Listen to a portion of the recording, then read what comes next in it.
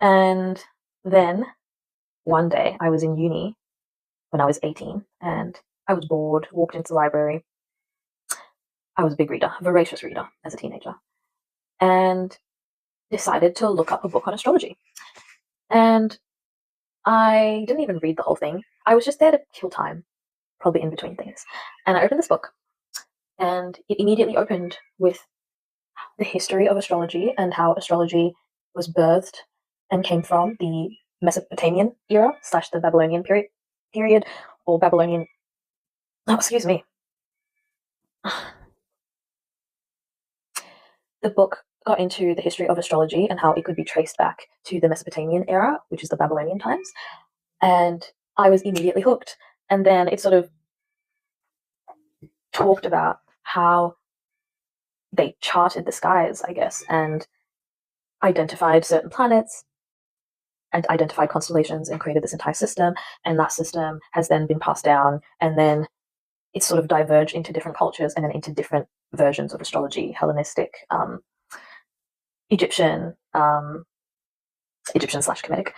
No, that's Hellenistic. Vedic, of course. Vedic astrology. And so immediately I'm thrilled. I'm making connections. I already, ever since I was younger, used to think it was so fascinating, the topic of mythology. And I think people who like mythology will love astrology. People who like pattern recognition will love astrology, right? So if you're a lover of mythology, then and you trace back the history of, like, mermaids or dragons or whatnot, fae, and you realize that different cultures on different continents appeared to see or describe similar things. They would have their own name in their own language, but maybe if we looked at cave drawings or a collection of different texts, we found that the same ideas were replicated across culture or across cultures. And isn't it fascinating sometimes the distance between these people and them seeing the same thing? And then now that we're in modern era, we just talk about all these mythical things. And it's sort of like, how did we as a collective consciousness interact with this thing to bring it into life? Where did it originally come from? Could we have made it up? Are we so